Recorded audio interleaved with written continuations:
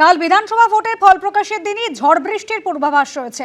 দক্ষিণবঙ্গে কালবৈশাখীর পূর্বাভাস, ভারী বৃষ্টির সতর্কতা। সকাল থেকেই মেঘলা থাকবে আকাশ, দুপুরের পর ঝড় বৃষ্টির পূর্বাভাস। সব জেলাতেই কালবৈশাখীর সম্ভাবনা রয়েছে। ভারী বৃষ্টি হতে পারে পূর্ব বর্ধমান ও উত্তর 24 পরগনায়। কলকাতা, হাওড়া, হুগলি, 24 পরগনা, 2 বর্ধমান, বাঁকুড়া, পশ্চিম মেদিনীপুরে বজ্রবিদ্যুৎ সহ বৃষ্টির পূর্বাভাস। 50 থেকে 60 কিলোমিটার বেগে ঝড়ের সম্ভাবনা। মালদায় কালবৈশাখীর সম্ভাবনা। জলপাইগুড়ি, আলিপুরদুয়ারে ভারী বৃষ্টির পূর্বাভাস। পশ্চিমবঙ্গের উপকূল এবং উত্তর ওড়িশা উপকূলে মৎস্যজীবীদের সমুদ্রে যেতে নিষেধাজ্ঞা জারি করা হয়েছে। সমুদ্র পৃষ্ঠে প্রতি ঘন্টায় 60 কিলোমিটার বেগে ঝোড়ো হওয়ার সম্ভাবনা। আজ থেকে মঙ্গলবার পর্যন্ত ঝড় বৃষ্টির পূর্বাভাস রয়েছে। আর বুধবার থেকে কমবে ঝড় বৃষ্টি, পূর্বাভাস আবহাওয়া দপ্তরের। এই ফলতা নিয়ে চাঞ্চল্যকর রিপোর্ট জমা পড়ে নির্বাচন কমিশনের কাছে। প্রচুর বুথে পোলিং অফিসারদের বিরুদ্ধে মারাত্মক অভিযোগ। সঙ্গে ছিল পোলিং এজেন্ট এবং ভোটারদের নির্দেশ দিয়েছেন পোলিং অফিসাররা। প্রচুর বুথের ফুটেজ মিসিং, কোথাও চিপে বিহারের ভোটের ছবি। এই সমস্ত চাঞ্চল্যকর রিপোর্ট জমা পড়ার পরেই ফলতা বাদে আগামীকাল 293টি কেন্দ্রে কাউন্টিং রয়েছে এবং ফলতা নির্বাচন আবার হবে 21শে মে। ফলতা নিয়ে সবার মনেই প্রশ্ন ছিল। ফলতা হচ্ছে ব্ল্যাক স্পট পশ্চিমবাংলার ইলেকশনে, এবারের 26-এর সাধারণ নির্বাচনে। এত কড়াকড়ি করার পরেও লোককে চমকা ধমকানো হচ্ছে এবং লোক রাস্তায় এসে প্রতিবাদ করছে, ওদের ভয় দেখানো হচ্ছে, ভোট দিতে দেওয়া হচ্ছে না। তো স্বাভাবিকভাবে এক একটা বুথের ওরা হিসাব দিয়েছেন কেন কোথায় রিপোলিং হচ্ছে। এটা খুব দরকার ছিল। এই ধরনের যে রাক্ষসী প্রবৃত্তির লোকেদেরকে না সবার সামনে এক্সপোজ করার দরকার ছিল, সেটা ইলেকশন কমিশন করেছেন। তাদেরকে ধন্যবাদ। বাংলার মানুষ বহুদিন এগুলো সহ্য করেছেন। ফলতার মানুষ বহু বছর ভোট দিতে পারেনি, এবারেও ভোট থেকে আটকাবার চেষ্টা হয়েছে, তার সমাধান বার করেছে। আমাদের কাছে তো অভূতপূর্ব, অশ্রুতপূর্ব যাকে বলে, কখনো শুনিও নি, কখনো দেখিও নি। এখন এইভাবে নির্বাচন করলে সেই নির্বাচনের ফলাফল কি হবে সেটা সহজেই আমরা বুঝতে পারি। যে পক্ষ যারাই সরকার গড়বে, ভোট তাদের দিকে ঝুঁকবে, এটা খুব স্বাভাবিকভাবেই বলা যেতে পারে। অর্থাৎ এখানকার ভোটের ফলাফল কিন্তু আর নিরপেক্ষ থাকবে বলে মনে হয় না। যে ফলাফলই হোক, সেই ফলাফলের উপরে আগামীকালের গণনার ফলাফল কিন্তু প্রাধান্য পাবে। অতএব এটা নিরপেক্ষ ভোটদান বলাটা কঠিন হবে আর কি। অত্যন্ত কড়াভাবে অভিষেক বন্দ্যোপাধ্যায় ফলতার রিপোল নিয়ে চ্যালেঞ্জ দিয়েছেন, বলেছে এবং সকলকে নামাতে বলেছেন উনি। এইটা চ্যালেঞ্জ, কারণ এই অপমান বারংবার তৃণমূল কংগ্রেসকে অপমান, বারংবার বাংলাকে কালিমালিপ্ত করে। একবারই মানে এই যে 2100 যে আর্মি সৈন্যতা, মানে 2 লক্ষর বেশি এলো এখানে, তাহলে ওইখানে কেন সেটা সামলাতে পারলো না? চুনাব কা পর্ব, দেশ কা গর্ব না বঙ্গাল কা গর্ব বললেন, কিন্তু 250 মৃত্যুর দায়িত্ব নিলেন না। 27 লক্ষ যে পিটিশন পড়েছিল তারা ভোট দিতে পারলেন না। 91 লক্ষ মানুষ বাদ গেলেন, তারা ভোট দিতে পারলেন না। এইগুলো তো চুনাব কা পর্ব মে ইয়ে গর্ব কা ওয়ালি বাত নেই হ্যাঁ। সেখানে ফলতাতে রিপোল যতবারই করবেন, রিপোল করতে থাকুন, আবার রিপোলের পরে আবার রিপোল করুন। এদিকে ফলতা বিধানসভা কেন্দ্র নিয়ে বেনজির সিদ্ধান্ত নির্বাচন কমিশনের, পুরো ভোট বাতিল। ফলতায় 29 এপ্রিলে ভোট বাতিল, 21শে মে পুনর্নির্বাচন রয়েছে। ভোট গণনার পরেই ফলতা বিধানসভা কেন্দ্রে ফের ভোট। 21শে মে পুরো ফলতা বিধানসভা কেন্দ্রে ভোট, 24শে মে কাউন্টিং। 29শে এপ্রিলে ভোট বাতিল করে 21শে মে পুনর্নির্বাচন। কোথাও ক্যামেরা বন্ধ করে ভোট হয়েছে, কোথাও ইভিএম এ টেপ। 285টির মধ্যে অন্তত 60টি বুথে ইভিএম এ কারচুপি হয়েছে, এরকম গুরুতর অভিযোগ পাওয়ার পরে এই সিদ্ধান্ত নির্বাচন কমিশনের।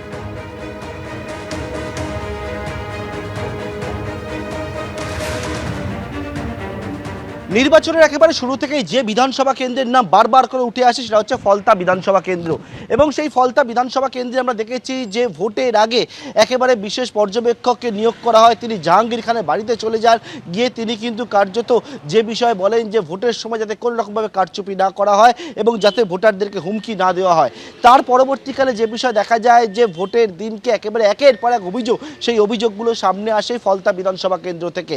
এর পরবর্তীকালে বিশেষ পর্যবেক্ষক পর্যবেক্ষক কিন্তু গোটা বিষয় স্ক্রুটিনি করেন, স্ক্রুটিনি করার পর ফলতার পুরো ভোট সেটা কিন্তু বাতিল করে দেওয়া হয়। ফলতা হাসিমনগরে আমরা রয়েছি, যে হাসিমনগর এলাকার বাসিন্দারা যারা বলছিলেন গত শুক্রবার দিনকে তারা একেবারে বিক্ষোভে ফেটে পড়েন, তারা আন্দোলন করেন। এখানে তারা বলেন যে ভোটের পরে তাদের ওপর হুমকি দেওয়া হচ্ছে, তাদেরকে মারধর করা হচ্ছে এবং তারপর তারা রাস্তায় নামেন। শুক্রবার দিন রাস্তা অবরোধ হয় জাতীয় সড়ক, শনিবার দিনকেও তারা কিন্তু আন্দোলনে নামেন জাহাঙ্গীর খানের ঘনিষ্ঠদের গ্রেপ্তারের দাবি তুলে এবং তারপর সিদ্ধান্ত হয়েছে এখানে কিন্তু তাদের নিরাপত্তা দেওয়া হবে, কেন্দ্রীয় নিরাপত্তা বাহিনীকে এখানে মোতায়েন করা হবে। হাসিমনগরে গ্রামের ভেতরে বিভিন্ন জায়গায় ইতিমধ্যে কেন্দ্রীয় বাহিনী মোতায়েন করা হয়েছে, গ্রামের শুরুর মুখ থেকে শুরু করে গ্রামের বিভিন্ন প্রান্তে।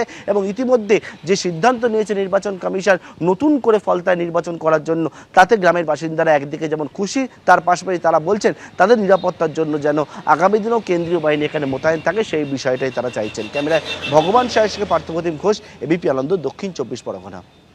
আমরা নতুন করে আবার পুনর্ভোট করতে চাই, সেই জন্যই একটা ঘোষণা করা হয়েছে 21শে মে, সেটা শুনছি। তো হলে ভালোই হয়, জানি না কালকে আবার কি হবে, কালকে একটা গণনার দিন। তা আমরা এখানে কেন্দ্র বাহিনী আছে বলেই আমরা একটু নিরাপত্তায় আছি। তো আমাদের বাড়ির ছেলেদেরকেও তো বাইরে বেরোতে হয়, কাজ তো এখানে নেই। আপনারা কেন্দ্রীয় বাহিনী নিরাপত্তা চাইছিলেন, দেখলাম একেবারে নিরাপত্তা নিয়ে আপনার সোচ্চার হয়েছে। হ্যাঁ, আমরা নিরাপত্তা চাইছি। ওরা তো আজকে 2 দিন আছে, জানি না এরপরে আমাদের এখানে থাকলে সারা জীবনই থাকলে ভালো হয়। এই যে শাসন বা শাসানি, এটাই আমরা ভয় পেয়ে যাচ্ছি, আতঙ্কিত। দীর্ঘ বছর ধরে চলছে, কিন্তু কে বলবো, কে সারাটা নেবে? কেন্দ্র নিরাপত্তা থাকুক, ভোটের পরেও থাকুক। আগামীকাল ভোটের ফল প্রকাশ, তার আগে বার্নপুরের বাড়ি ময়দানে কালী মন্দিরে পুজো দিলেন আসানসোল উত্তরের তৃণমূল প্রার্থী মলয় ঘটক।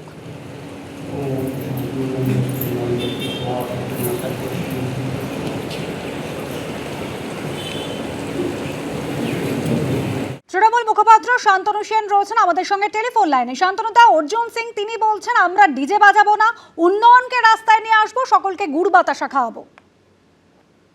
ভারতবর্ষে দীর্ঘ 12 বছর ক্ষমতায় থেকে এবং বহু রাজ্যে ক্ষমতায় থেকে বিজেপি কত উন্নয়ন করেছে সেটা দেশের মানুষ এবং সেই সমস্ত রাজ্যের মানুষ দেখেছে। অন্যদিকে মমতা বন্দ্যোপাধ্যায় বিগত 15 বছর সম্পূর্ণ পিছিয়ে পড়া অবস্থাকে থেকে বাংলাকে কোথায় নিয়ে গেছে সেটাও বাংলার মানুষ দেখেছে।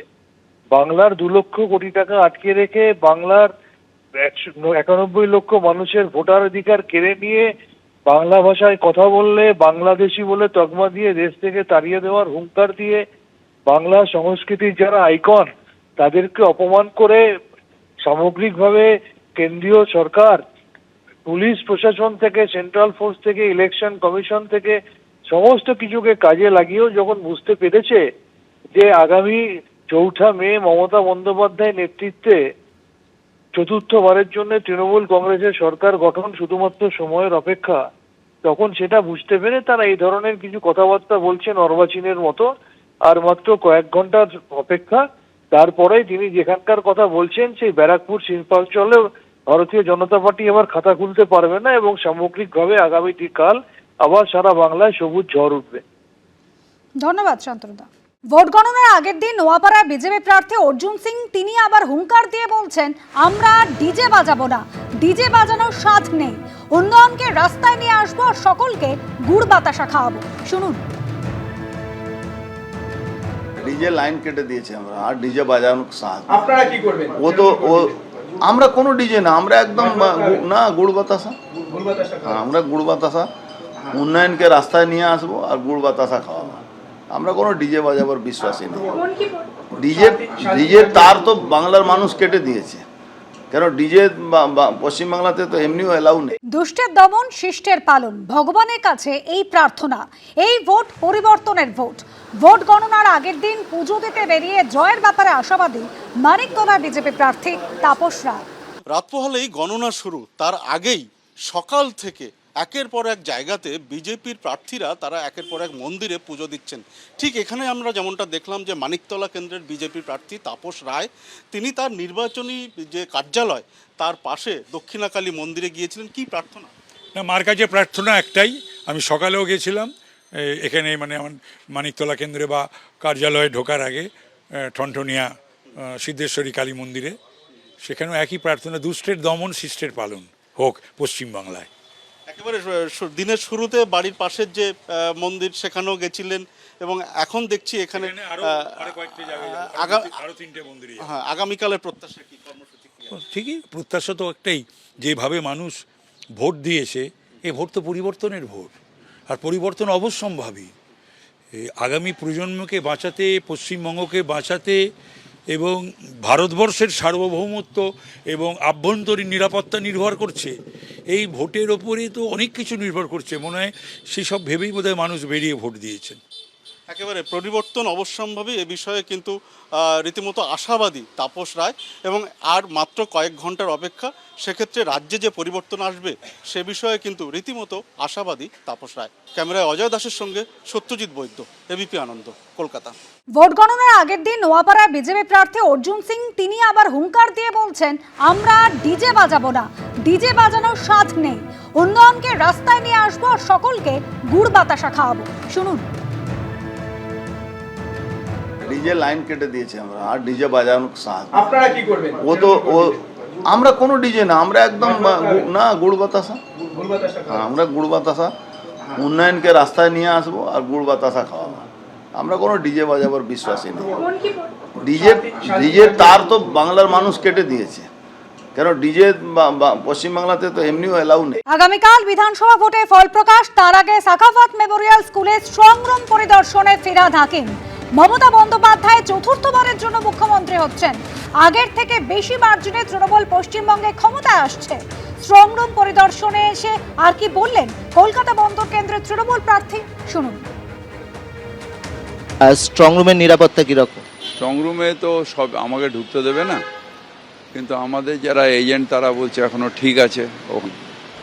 টিভির সামনে আমাদের সারাদিন রাত লোক বসে আছে, সিসিটিভির যে এটা টিভিটা যেটা এসছে, তাই এখনও আমি ডেভিড হেয়ারেও জিজ্ঞেস করে এলাম, আমাদের লোকেরা যারা বাইরে রয়েছে এতেও জিজ্ঞেস করে এলাম, আমাদের বালিগঞ্জ গভর্নমেন্টে এখানেও ওরা ছিল ভেতরে, বললো সিসিটিভিতে ঠিক আছে এখনো পর্যন্ত। কালকেই বোঝা যাবে যে ফলাফল কি হতে যাচ্ছে, কি মনে করছেন আপনারা? মমতা ব্যানার্জি চতুর্থবারের জন্য মুখ্যমন্ত্রী হচ্ছেন, সেটা 6 তারিখে নেবেন না 7 তারিখে নেবেন সেটা ওনার ব্যাপার, কিন্তু মমতা ব্যানার্জি মুখ্যমন্ত্রী হচ্ছেন এবং বড় মার্জিন, আগের থেকে বেশি মার্জিনে বেশি সিট নিয়ে তৃণমূল কংগ্রেস আসছে, এটা 100%।